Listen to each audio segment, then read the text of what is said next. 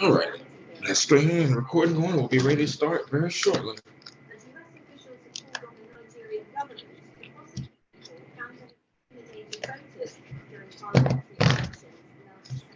News for this hour made possible by St. Bernard's Healthcare. As a regional referral hub, St. Bernard's offers a 440-bed acute care hospital, complete with level 3 trauma center and neonatal intensive care unit. St. Bernard's here.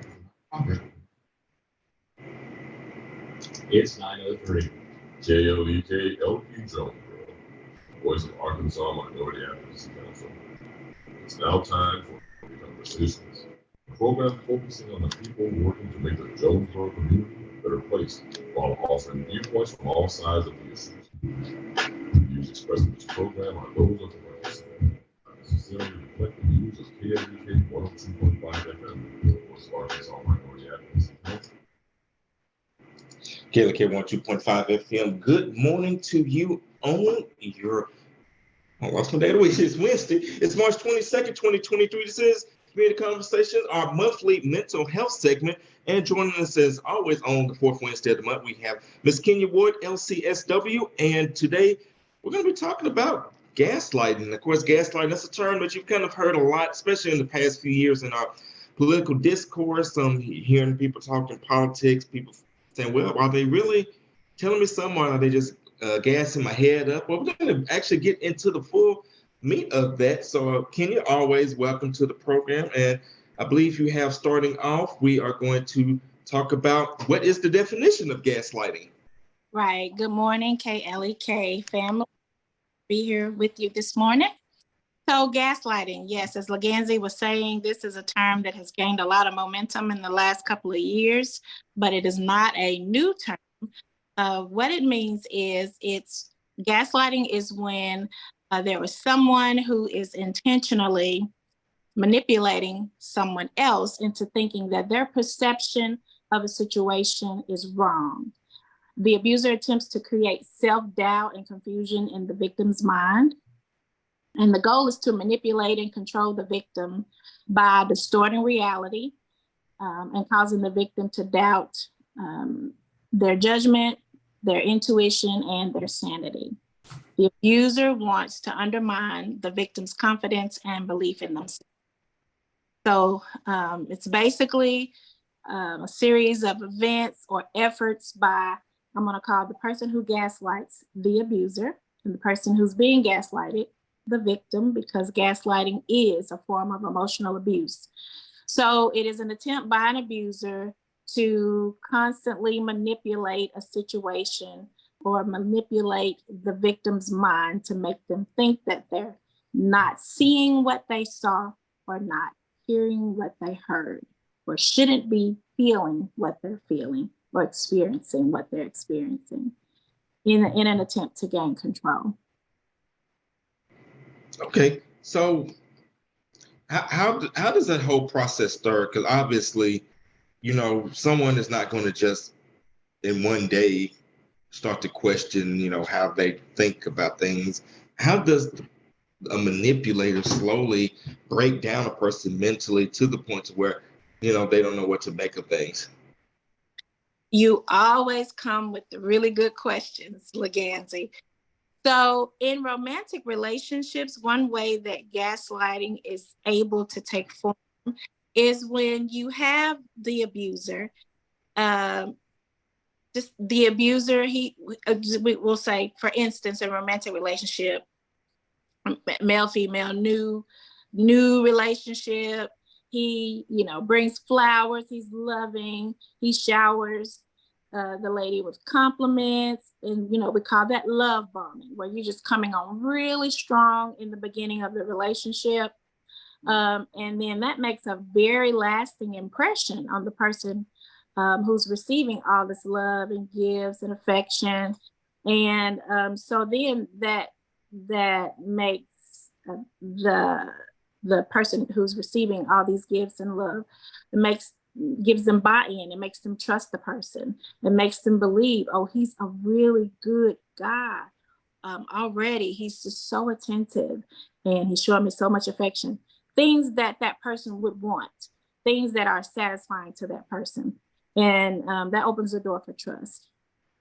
Okay. Now, what is the difference between, because there are some men out there that are just truly affectionate and truly love to show a lot of love, but don't have bad intention. What's the difference between a man who just likes to spoil his woman versus someone trying to love bomb? And how can a woman spot the difference?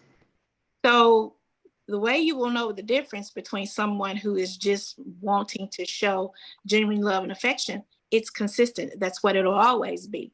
And abuse won't creep in. Okay.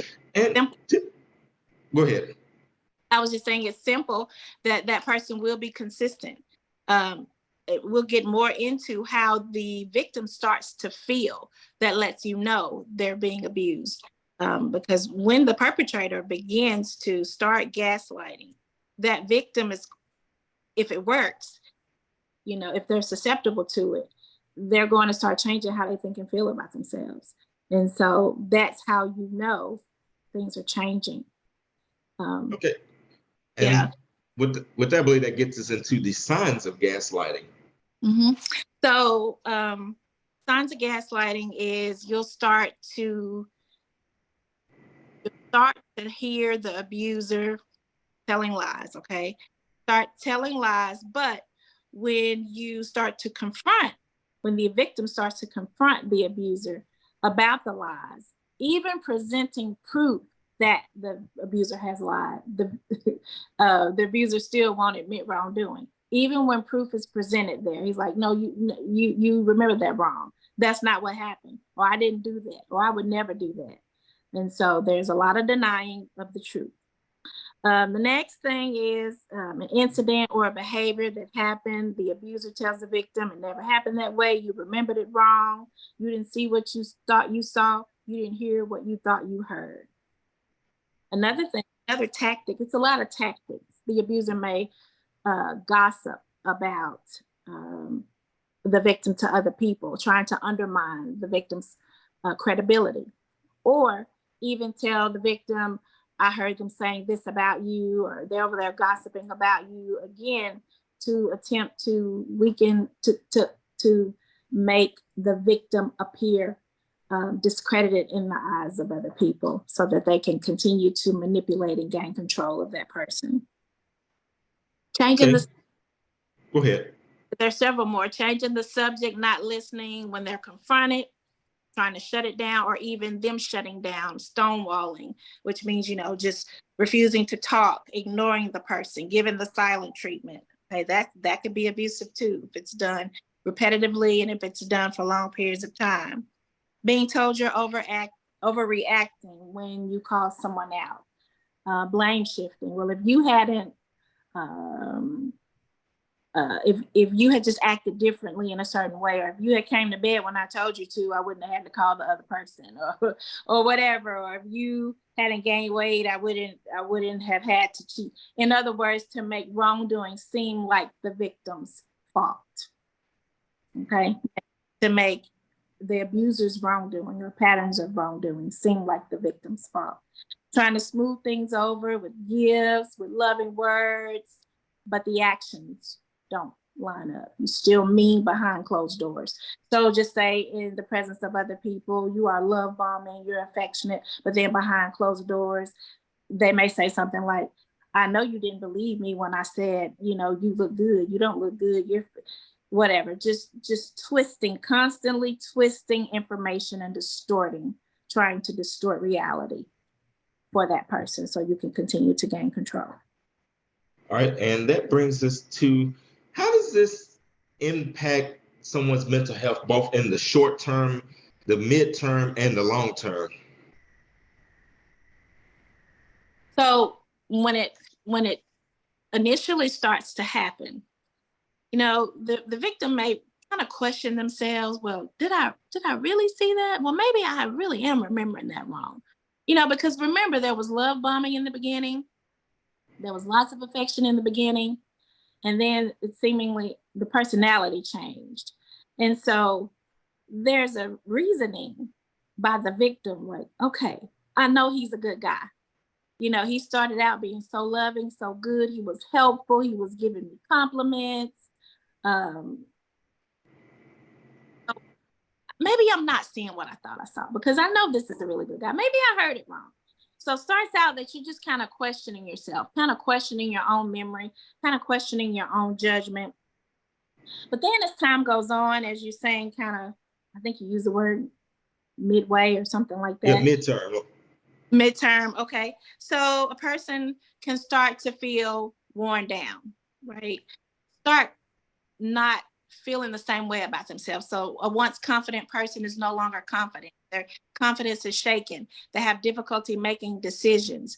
They have they may say they're sorry all the time, being very apologetic because they always want to be in the good graces of the abuser.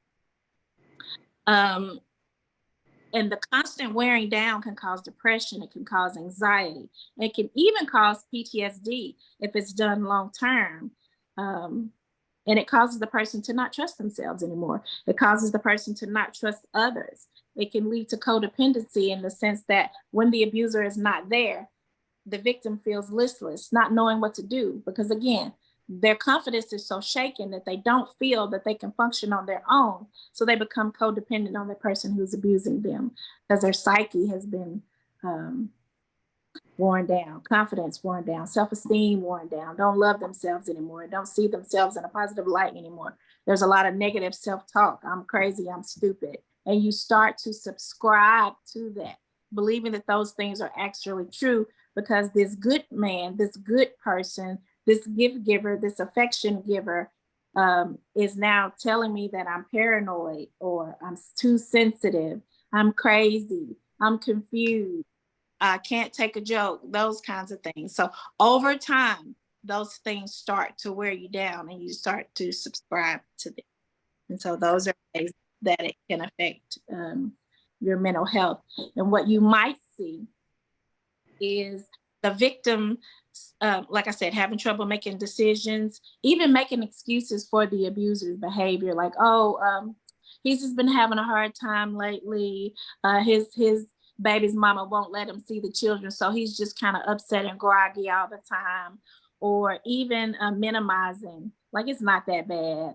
People go through worse. It's not that bad. He's a really good guy. Maybe I'm just overreacting. You're being told you're too sensitive. You question your feelings. I shouldn't be feeling this way. Or should I be feeling this way? Maybe my feelings are too intense. Maybe I really am too sensitive. Maybe my judgment is off because I'm tired. Maybe I just need to rest and I can see things more clearly. Starting to believe that what you're observing, what you're seeing, that you're not actually seeing that, because that's been ingrained in your psyche and told to you over and over and over again. Feeling lonely and trapped, doubting your sanity, doubting your memory, just kind of withdrawing, being silent, because seemingly when you say something or do something, it feels like it's never the right thing. So you just kind of withdraw. Disappointed in yourself because of the person you've become. And again, that incessant apologizing for when you've done nothing wrong. So those are some. Go ahead. I was just going to say, well, what are the treatments? What can be, how is that treated to help restore a person who's dealing with that? Okay. Well, it's going to depend on the severity. If we're at the PTSD stage, or the severe anxiety stage, or depressed, where you're no longer functioning as you normally would before the relationship, your esteem weak and shaken, if you can no longer find that you love yourself, if you're always demeaning yourself, that sounds like a really, severe case of trauma. And so you always start out by talking to somebody you trust, especially when you're doubting your own orientation. Like you don't really know if you're seeing or hearing what you're seeing or hearing. And you always needing constant validation outside of yourself. You really need to find somebody that you trust, that you can confide in, that you can talk to. And in most cases, there's already a friend or family member who has observed what you're going through. When you're in a situation that is abusive, sometimes it takes time to recognize that this is a pattern that is unhealthy. So start by talking to somebody you trust. And again, always seek professional help if you feel like, you know, things aren't getting better on your own or just by talking to a friend. Be careful not to isolate yourself, because when you isolate yourself, you're able to sink into a deeper depression. You're able to sink into a more severe kind of anxiety or paranoia. Focus on actions, not words. So if you're still in a relationship with the abuser, focus on the actions of the abuser and not the words, because they tend to tell you what you want to hear to continue to gain control and gain your good graces over and over again. It's a pattern. Okay, and go ahead. Well, I was also going to say that knowing that things are not your fault and that being gaslit is not something that you bring on yourself. This is one of the most important things, is don't argue with the abuser, because someone who is gaslit is not thinking rationally and they're not going to respond to logic, right? But you need to stand firm when you defend yourself. Say what you're going to say and let that be it. Put a period behind it. Don't change your dialogue. When you're standing firm, I know what I saw. I know what I heard. Don't change your dialogue about that.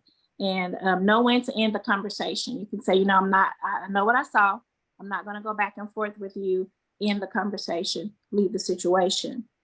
I think talking to a therapist would help with helping that person to unlearn negative behavior, begin to decrease the negative self-talk, replace it with positive self-talk that is actually reality. Therapists can help you reconnect with your intuition, learn to trust yourself again, raise your esteem for yourself, and help you love yourself again. All right.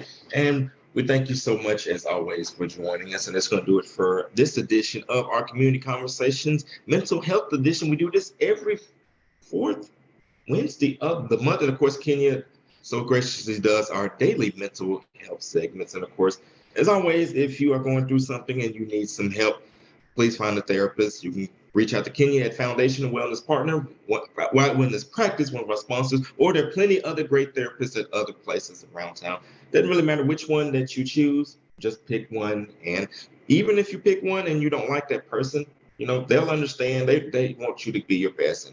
And so you can always keep going until you find the one that fits for you. All right, this is All Gospel Wednesday. We got great gospel music all day long. You guys have a great and blessed day. This is KLEK on 2.5 FM.